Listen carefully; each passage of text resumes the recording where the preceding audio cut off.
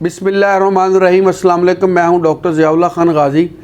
आज हम जवानी की गलत कारियों, मुश्तज़नी यानी कि आर्टिफिशियल तरीके से जो लोग डिस्चार्ज होते हैं उनके लिए, और कसरत जमा जो कि बहुत ज़्यादा कसरत से मिलते हैं उनके लिए, और इसी तरह की दीगर दूसरी ख़राबियों के बारे में बात करेंगे।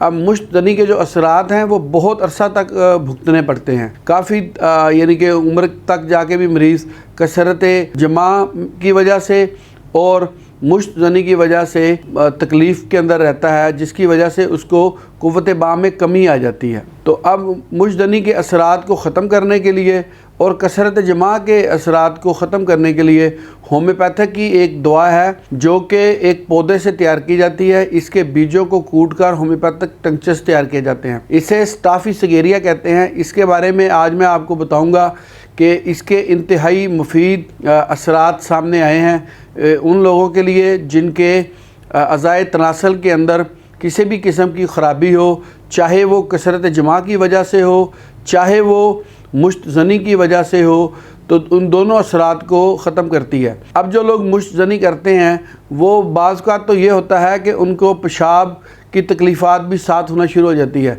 या तो बहुत ज़्यादा कसरत से पेशाब आता है, या उनका पेशाब रुक जाता है, या फिर कतरा कतरा पेशाब उनका गिरता है, जिसकी वजह से उनको तकलीफ़ होती है। और इसके असरात को ये दवा ख़त्म करती है। और इसके साथ साथ बाद नमाजी हज़रात भी हमारे पास आए हैं जो ये शिकायत करते हैं कि पेशाब करने के बाद उनको फिर भी पेशाब की हाजत रहती है।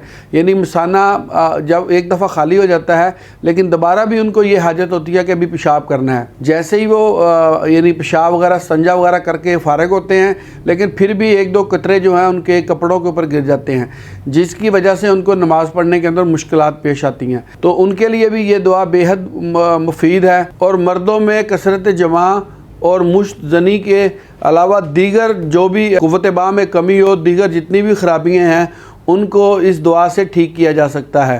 तो ये मेरे क्लिनिकल एक्सपीरियंस में आई थी, मैंने कहा आपके साथ भी शेयर करें।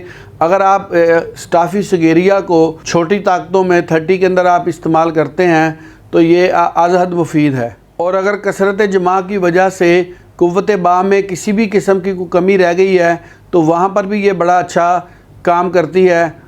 तो क्योंकि ये जो दुआ है ये ना सिर्फ़ आपके अज़ाए तनासल के ऊपर काम करती है और बल्कि ये दिमाग को क़ुव्वत भी फ़राहम करती है, दिमाग के लिए बेहद मुफीद है। और ये मसाने के ऊपर भी बड़ा अच्छा काम करती है। मसाने के ऊपर जो मरीज़ है वो एक बोझ सा महसूस करता है, ऐसा मालूम होता है जैसे उसका मसाना भरा हुआ है, जबकि वो पेशाब करने के बाद फ़ारिग हो जाता है लेकिन फिर भी वो अपने मसाने को भरा हुआ महसूस करता है। वहाँ पे आप स्टाफी सगेरिया इस्तेमाल कर सकते हैं। स्टाफी सगेरिया के जो मरीज़ होते हैं इनको मसालेदार अशिया खाने की बड़ी रग़बत होती है।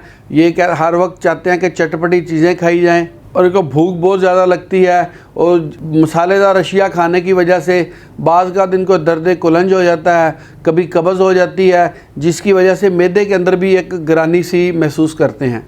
तो वहाँ पे आप स्टाफी सगेरिया 30 के अंदर इस्तेमाल करें, सुबह दोपहर शाम 10-10 कतरे, इससे यकीनन फ़ायदा होगा। बहुत शुक्रिया, अपना ख्याल रखिएगा और हमारे इस चैनल का भी ख्याल रखिएगा। अल्लाह।